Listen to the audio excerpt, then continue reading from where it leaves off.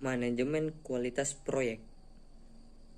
Manajemen kualitas proyek meliputi aktivitas dan proses-proses penyelenggaraan organisasi yang menentukan kebijakan kualitas, sasaran, dan tanggung jawab sehingga proyek dapat mencukupi kebutuhan yang sudah dikerjakan. Itu menerapkan sistem manajemen kualitas, melakukan kebijakan dan memeriksa prosedur dengan aktivitas peningkatan proses secara konting yang diselenggarakan keseluruhannya. Kualitas yang dimaksud di sini biasanya memiliki hubungan keterkaitan yang sangat erat dengan sejumlah standar internasional. Seperti contohnya adalah memenuhi ISO sebagai panduan sistem manajemen mutu. Misalnya dalam pembuatan aplikasi diperhatikan kaidah baku software engineering yang memenuhi software quality assurance. Tujuan utama manajemen kualitas proyek adalah memastikan bahwa proyek akan memuaskan kebutuhan kualitas, hendaknya dipandang sejajar dengan ruang lingkup waktu dan biaya proyek. Proses-proses pada kualitas proyek. Pertama, rencana kualitas. Rencana kualitas adalah proses mengidentifikasi persyaratan-persyaratan kualitas dan atau standar-standar untuk produk, proyek, dan dokumen bagaimana proyek akan mempertunjukkan pemenuhan. Perencanaan mutu harus dilakukan secara paralel dengan proses-proses perencanaan proyek lain. Kedua, performa jaminan kualitas. Performa jaminan kualitas adalah proses dan auditing persyaratan kualitas dan diakibatkan oleh pengukuran kontrol kualitas untuk memastikan standar kualitas sesuai dan definisi operasional yang digunakan.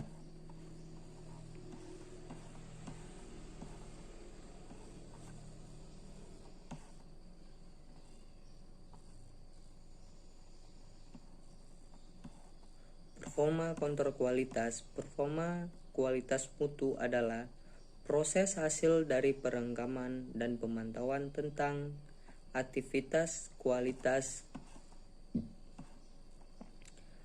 untuk mendata performa dan rekomendasi perubahan-perubahan yang ada. Karakteristik dan perangkat lunak yang berkualitas atau quality software adalah mampu untuk memenuhi kebutuhan dan pemakai, pengembang, dan pemeliharaan perangkat lunak. Perangkat lunak disebut berkualitas jika bisa mengerjakan apa yang diinginkan oleh pemakai, memakai sumber daya komputer secara benar dan efisien, mudah untuk dipelajari dan digunakan oleh pemakainya. Pengembang perangkat lunak bisa mendesain, menulis source code, melakukan coba atau testing, dan pemeliharaan maintenance sistem tanpa kesulitan. Quality software harus memenuhi atribut-atribut berikut ini. Yang pertama, correctness. Perangkat lunak harus berfungsi bahkan dalam keadaan tidak normal. Functionality. Perangkat lunak harus dapat beradaptasi dengan perubahan spesifikasi. Ketiga, efisiensi. Perangkat lunak harus memberikan kinerja yang sesuai dengan reality terhadap jumlah sumber daya yang digunakan.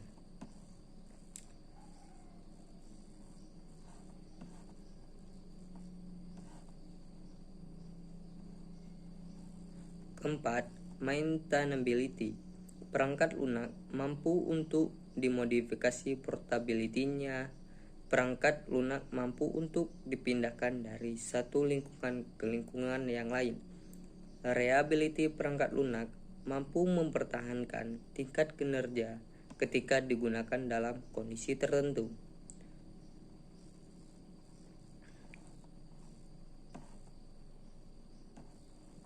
Lima, reusability. Perangkat lunak yang sudah ada dapat digunakan kembali. Keenam, testability. Perangkat lunak memungkinkan modifikasi untuk validasi. Ketujuh, understandability. Perangkat lunak yang memungkinkan pengguna untuk memahami apakah cocok atau ditugaskan untuk kondisi tertentu.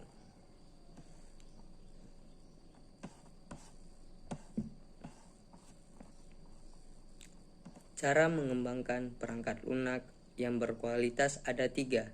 Yang pertama teknik, kedua prinsipal, 3 konseptos. Software Quality Factor dari Hewlett-Packard. Yang pertama functionality, ability, usability, reliability, performance, dan supportability. Contoh output struktur organisasi untuk proyek TI yang besar adalah struktur organisasi proyek. Output yang kedua yaitu rencana manajemen staf berupa sebuah rencana staf manajemen menjelaskan kapan dan bagaimana orang akan ditambahkan dan dikeluarkan dari tim proyek. Output yang ketiga yaitu sebuah histogram sumber daya yang dimaksud adalah bagian kolom yang menunjukkan jumlah sumber daya yang ditugaskan untuk pelaksanaan proyek dari waktu ke waktu.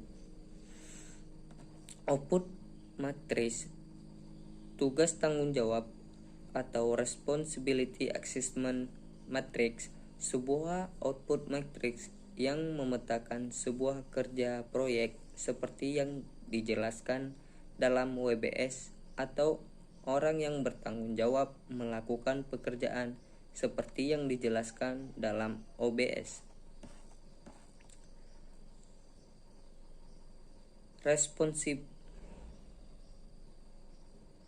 Responsible, huruf R dari singkatan RASI adalah kepanjangan dari responsible atau tanggung jawab.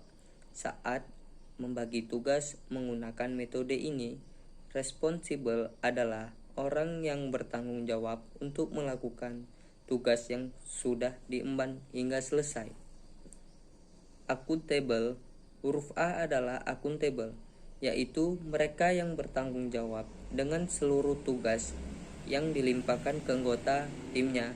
Selain itu, mereka juga memiliki otoritas yang untuk mengambil keputusan terkait dengan penugasan. Peran ini sangat penting karena mereka harus bisa bertanggung jawab dalam setiap keputusan yang sudah diambil. Model RP, responsible atau tanggung jawab adalah orang yang bertanggung jawab melakukan tugas yang sudah diemban sehingga selesai. Kedua, performa adalah mengerjakan. Informant. Terakhir, I dari RC adalah informant, yaitu anggota yang selalu mendapati informasi tentang kemajuan dari proyek yang sedang dijalankan.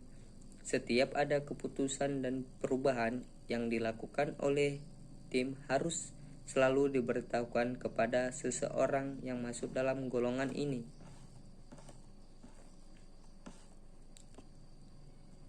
Organisasi breakdown struktur atau OBS intinya adalah struktur pembagian kena dan struktur pembagian tugas dalam organisasi.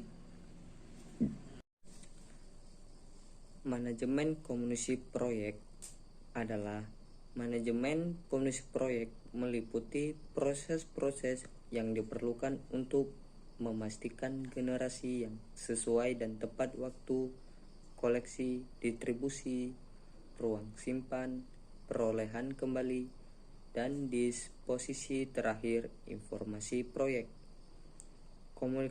Komunikasi yang efektif menciptakan suatu jembatan antara stakeholder yang berbeda yang melibatkan dalam suatu proyek, menghubungkan berbagai latar belakang organisasi dan budaya, tingkat keahlian yang berbeda, dan berbagai ketertarikan pembeli kepada penjual obligasi perspektif di dalam pelaksanaan proyek atau hasil.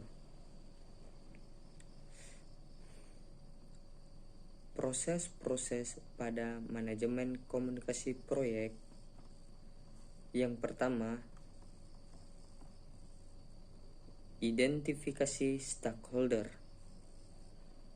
Mengidentifikasi stakeholder adalah proses mengidentifikasi semua organisasi atau orang-orang yang dilibatkan oleh proyek dan dokumen informasi terkait mengenai minat mereka, keterlibatan, dan dampaknya pada kesuksesan proyek.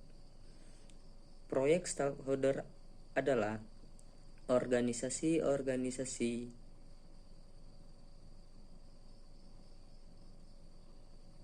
dan orang seperti para pelanggan, sponsor-sponsor, penyelenggaraan organisasi, dan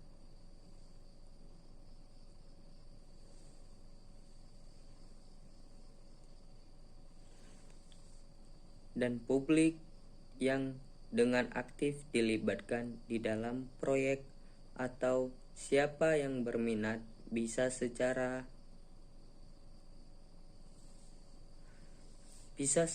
positif atau secara negatif dipengaruhi oleh pelaksanaan atau penyelesaian proyek.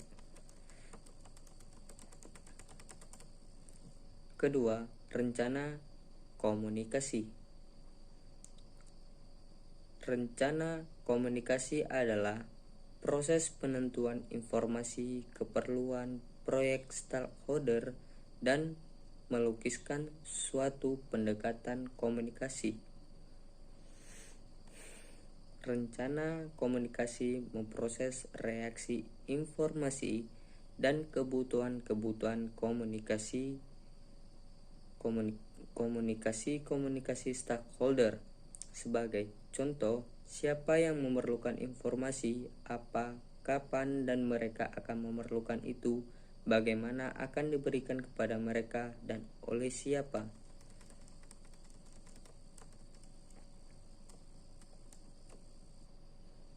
Ketiga, distribusi informasi. Distribusi informasi adalah proses bagaimana membuat informasi terkait yang tersedia bagi proyek stakeholder seperti yang direncanakan. Manajer proyek juga harus dapat mendistribusikan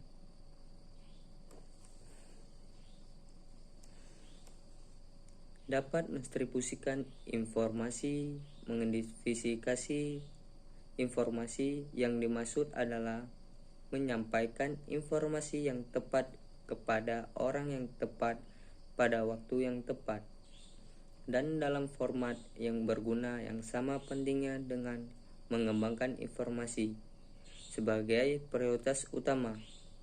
Tentu ada pertimbangan-pertimbangan penting yang meliputi penggunaan teknologi untuk meningkatkan pendistribusi informasi. Kedua, metode formal dan informal dalam pendistribusi informasi. Untuk mendistribusi informasi yang efektif mendapat proyek, jangan pernah mengubur informasi yang penting. Manajer proyek juga jangan takut untuk melaporkan informasi yang tidak baik. Selain itu, komunikasi lisan melalui pertemuan rapat dan pembicaraan informal dapat membantu dalam penyampaian informasi baik dan buruk secara terbuka.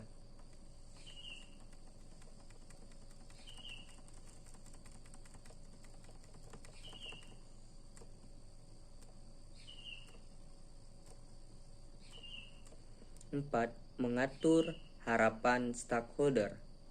Mengatur harapan stakeholder adalah proses berkomunikasi dan bekerja dengan stakeholder untuk menemukan pengamatan dan isu kebutuhan mereka ketika mereka terjadi. Mengatur harapan-harapan membantu ke arah peningkatan kemungkinan suksesnya proyek dan memaksakan bahwa stakeholder memahami manfaat dan risiko proyek. Dengan memastikan bahwa stakeholder memahami manfaat dan risiko proyek. Kelima, laporan performa. Laporan performa adalah proses pembagian dan pengumpulan performa informasi, termasuk laporan-laporan status, pengukuran kemajuan, dan peramalan-peramalan. Laporan-laporan performa harus menyediakan informasi pada suatu tingkatan yang sesuai untuk masing-masing pendengar.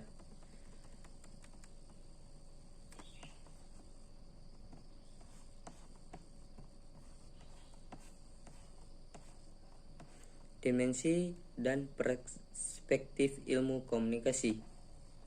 Dimensi ini menunjukkan muatan atau isi komunikasi, sedangkan dimensi hubungan menunjukkan bagaimana cara mengatakan dan mengisyaratkan bagaimana hubungan para peserta komunikasi dan bagaimana seharusnya pesan itu ditafsirkan. Dimensi ini disandi secara verbal, sedangkan dimensi hubungan disandi secara nonverbal.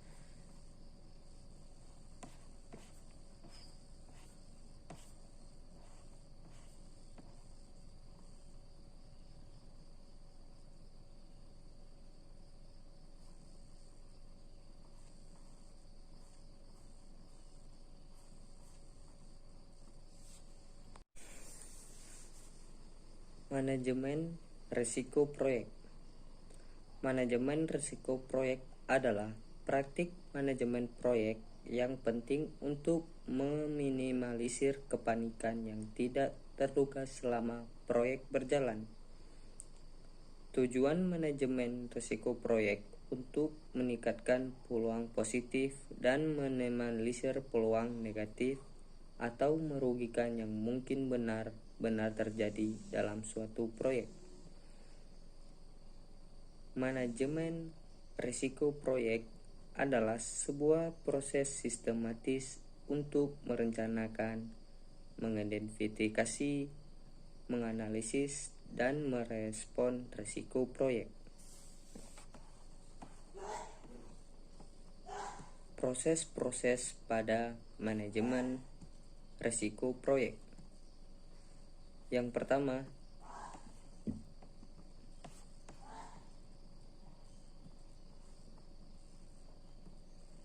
manajemen rencana risiko. Manajemen rencana risiko adalah proses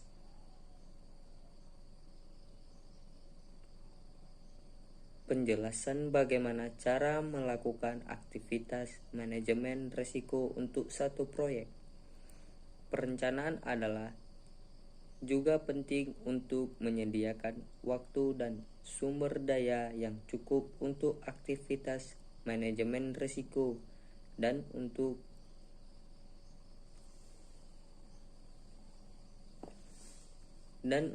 menetapkan satu basis yang disetujui oleh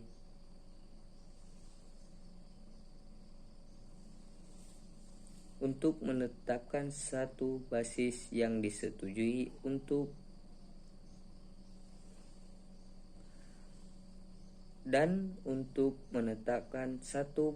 yang disetujui oleh mengevaluasi risiko-risiko serta memastikan tingkat tipe dan visibilitas manajemen risiko yang setara dengan risiko dan kepentingan proyek bagi organisasi. Kedua, identifikasi risiko adalah proses penentuan di mana risiko-risiko dapat dipengaruhi dokumen dan karakteristik proyeknya. Partisipan pada aktivitas identifikasi risiko meliputi yang berikut: manajer proyek, anggota tim,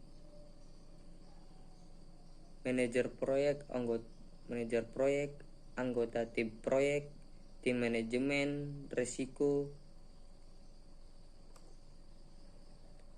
para pelanggan.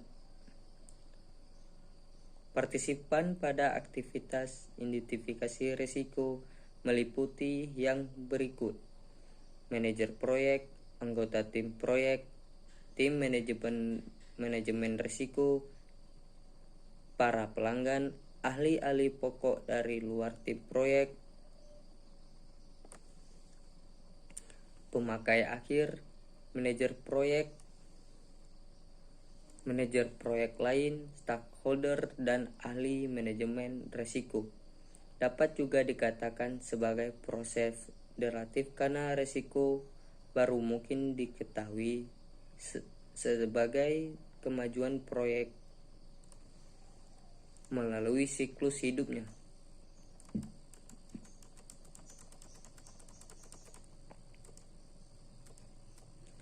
Ketiga, performa analisis risiko kualitatif.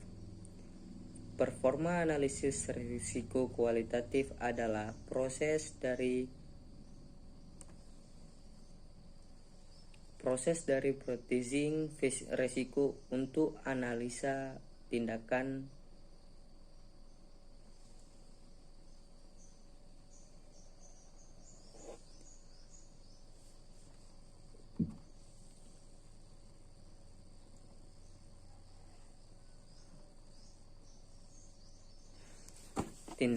lebih lanjut untuk atau dengan menafsir dan mengkombinasikan kemungkinan dampak dan kejadian.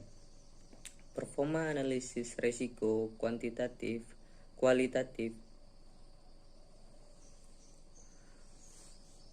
Performa analisis risiko kualitatif menilai prioritas risiko-risiko yang dikenali yang menggunakan kemungkinan atau kemungkinan relatif dari kejadian dampak dari sesuatu pada sasaran proyek jika risiko terjadi. Seperti juga faktor-faktor lain seperti batasan waktu untuk tanggapan dan toleransi risiko organisasi yang berhubungan dengan batasan-batasan proyek dari biaya, jadwal, cangkupan, dan kualitas.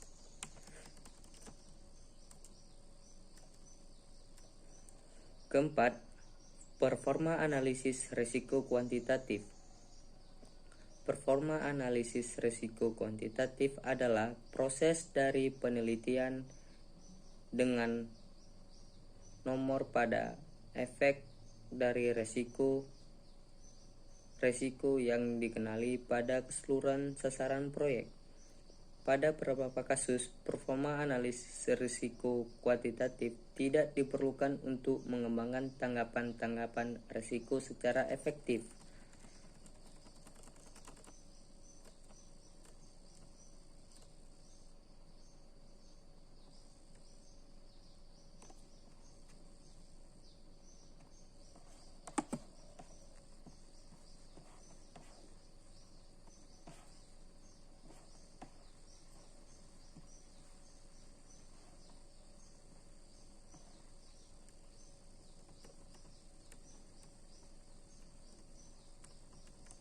Kelima, tanggapan rencana risiko. Tanggapan rencana risiko adalah proses mengembangkan pilihan dan tindakan untuk meningkatkan peluang dan untuk mengurangi ancaman-ancaman pada sasaran proyek. Risiko proyek meliputi peluang dan ancaman-ancaman yang dapat mempengaruhi suksesnya proyek dan tanggapan untuk masing-masing yang dibahas.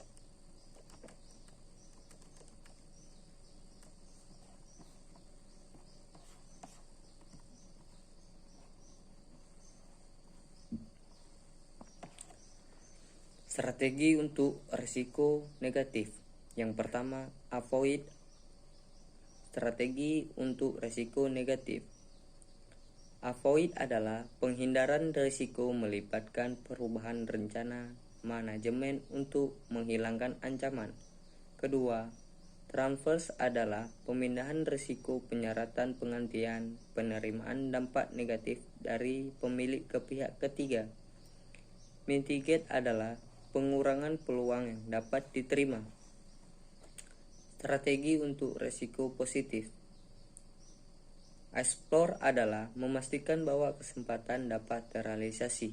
Kedua, share adalah alokasi kepemilikan kepada pihak ketiga. Ketiga, enhance adalah modifikasi kesempatan yang meningkatkan peluang dan dampak positif.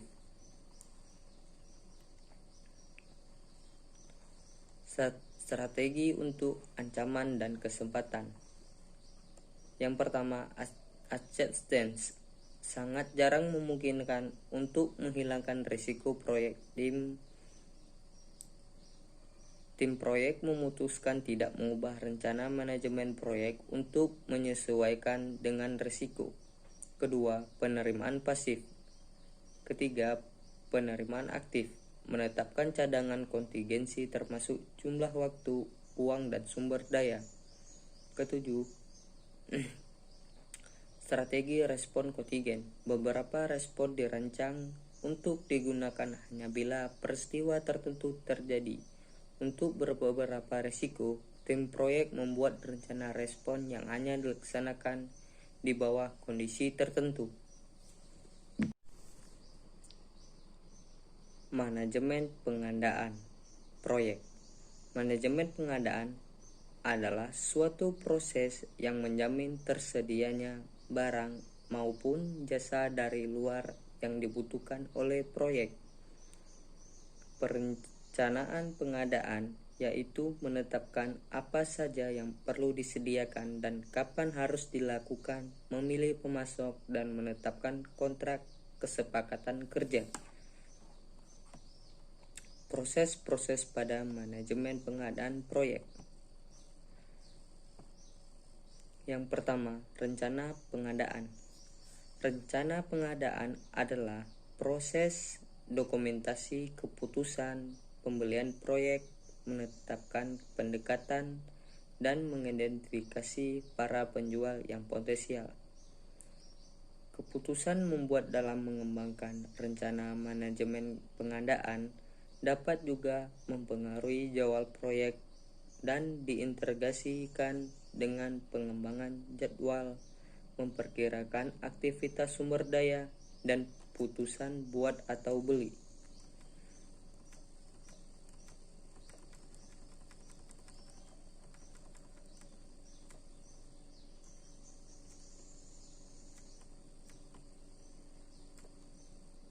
Kedua, melakukan pengadaan. Melakukan pengadaan adalah proses tanggapan perolehan penjual, memilih seorang penjual, dan menganugerahi kontrak. Menganugerahi kontrak. Pada proses ini, tim akan menerima proposal atau penawaran dan akan menerapkan sebelumnya memilih kriteria yang digambarkan untuk memilih satu atau lebih para penjual yang berkualitas untuk melaksanakan pekerjaan dan bisa diterima sebagai penjual.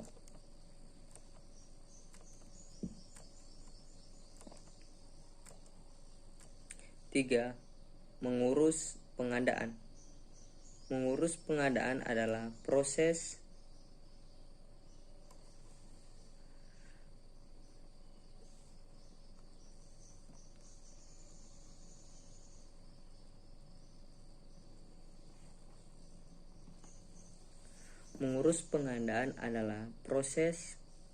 hubungan-hubungan pengadaan, pemantauan performa kontrak, dan membuat perubahan dari koreksi-koreksi jika dibutuhkan. Keempat, menutup pengadaan. Penutup pengadaan adalah proses melingkup masing-masing pengadaan proyek. Awal penghentian suatu kontrak adalah satu kasus khusus dari penutupan pengadaan yang dapat diakibatkan oleh satu persetujuan timbal balik kedua belah pihak dari asumsi dari satu pihak atau untuk kenyamanan pembeli jika yang disediakan untuk di dalam kontrak.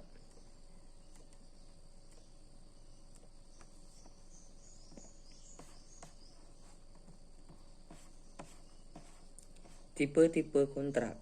Yang pertama, fixed price atau lump sum kontrak, memasukkan total harga tetap dari sebuah produk atau layanan.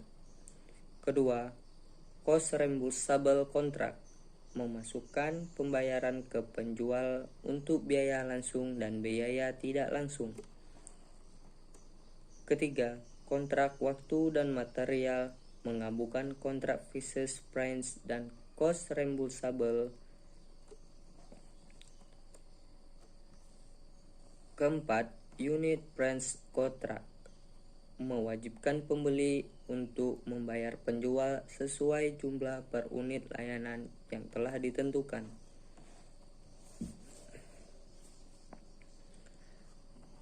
Untuk membuat sebuah kontrak statement of work atau SOW, perjanjian kerja ada beberapa format. Yang pertama, lingkup kerja. Kedua, lokasi kerja. Ketiga, periode kinerja. 4. Jadwal produk yang dihasilkan. Kelima, standar yang dapat diberlakukan. Keenam, kriteria penerimaan. Ketujuh, syarat-syarat khusus. Kegiatan pelaksanaan pengadaan. Yang pertama, menentukan pihak yang bertanggung jawab dalam mengerjakan. Kedua, mengirim dokumen ke penjual-penjual potensial. Ketiga, memperoleh proposal atau penawaran. Keempat, memilih penjual. Kelima, membuat kontrak. Proses yang meliputi penyelesaian setiap kegiatan pengadaan proyek. Dalam mengakhiri kegiatan pengadaan, tim proyek harus menentukan apakah semua pekerjaan selesai dengan benar dan memuaskan, memperbarui catatan untuk mencerminkan hasil akhir, menghasil informasi dari penggunaan di masa akan datang. Project Stakeholder Management. Project Stakeholder Management merupakan proses untuk mengidentifikasi individu, kelompok, atau organisasi yang dapat mempengaruhi atau dipengaruhi oleh proyek.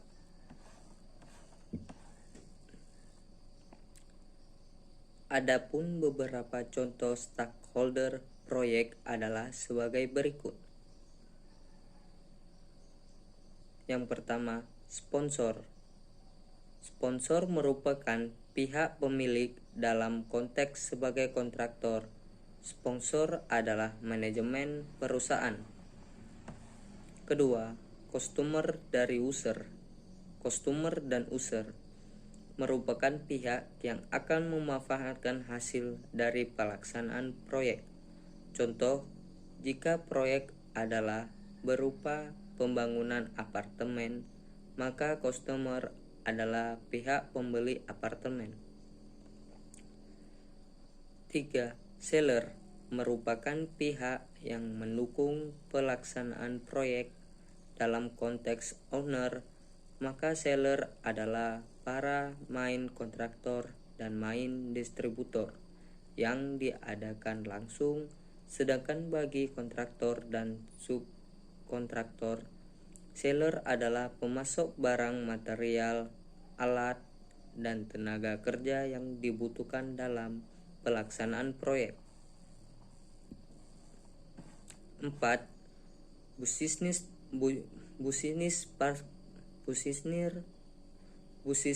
partner merupakan pihak-pihak yang memiliki kepentingan bisnis dengan adanya proyek tersebut. Setelah proyek beroperasi, Contoh, jika proyek adalah terminal bandara, maka pihak Arlenas, pemasok bahan bakar pesawat, pemasok makanan, penyedia layanan akomodasi dapat dikatakan sebagai business partner.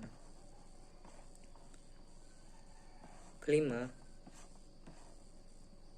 organizational group merupakan pihak yang berupa kelompok organisasi yang terkait dengan proyek. Functional manager merupakan pihak yang terkait dengan pelaksanaan proyek, di mana fungsinya adalah sebagai supporting. Contohnya adalah manajer keuangan, manajer sumber daya manusia, manajer pemasaran, dan lain-lain.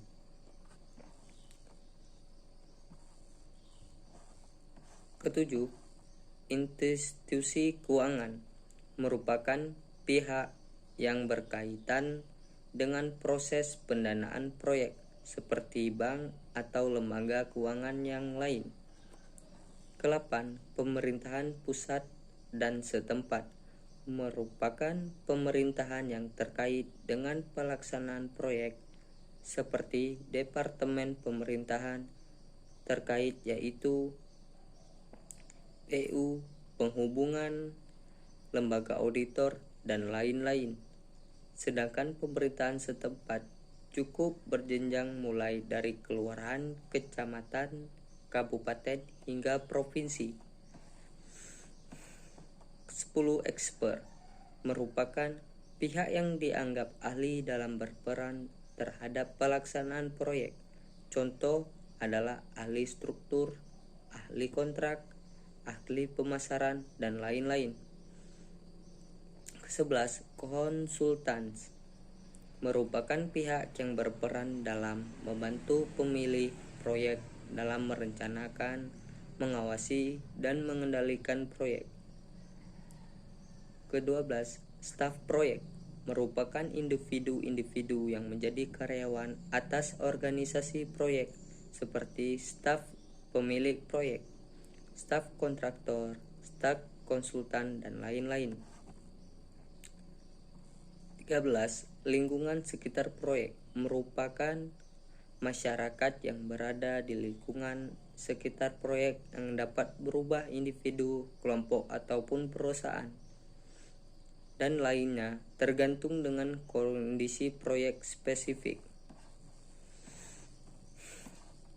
Kegagalan dalam mengolah stakeholder proyek dapat menyebabkan beberapa dampak yang jelek terhadap kinerja seperti keterlambatan akibat lamanya keputusan diambil atau tidak disetujui langkah percepatan yang diperlukan. Kedua, peningkatan biaya akibat hambatan stakeholder terhadap approval langkah untuk mengatasi risiko proyek. Ketiga, hal-hal yang tidak diharapkan akibat tingginya konflik tidak teratasi. 4. Dampak negatif lainnya seperti penghentian proyek akibat konflik yang sudah terlalu tinggi. Terdapat 4 tahapan proses yang terjadi pada manajemen pemangku kepentingan atau stakeholder. Mengidentifikasi pemangku kepentingan melibatkan mengidentifikasi semua orang yang terlibat dalam proyek atau terpengaruh olehnya dan menentukan cara terbaik untuk mengelola hubungan dengan mereka. Keluaran utama dari proses ini adalah daftar pemangku kepentingan. Kedua, perencanaan manajemen pemangku kepentingan melibatkan penentuan strategi untuk secara efektif melibatkan pemangku kepentingan dalam keputusan dan kegiatan proyek berdasarkan kebutuhan, minat, dan potensi dampak mereka. Keluaran dari proses ini adalah rencana pengelolaan pemangku kepentingan dan pembaruan dokumen proyek. Mengelola ketertiban pemangku kepentingan melibatkan komunikasi dan bekerja dengan pemangku kepentingan proyek untuk memenuhi kebutuhan dan harapan mereka, menyelesaikan masalah dan mendorong keterlibatan dalam keputusan dan kegiatan proyek. Keluaran dari proses ini adalah log masalah, permintaan perubahan, pembaruan rencana, manajemen proyek, pembaruan dokumen proyek, dan pembaruan akses proses organisasi. Mengontrol keterlibatan pemangku kepentingan, melibatkan pemantauan hubungan pemangku kepentingan, dan menyesuaikan rencana dan strategi untuk melibatkan pemangku kepentingan sesuai kebutuhan. Keluaran dari proses ini adalah informasi kinerja, permintaan perubahan pembaruan, dokumen proyek, dan pembaruan aset proses organisasi. Menurut PMK tahun 5 edition, stakeholder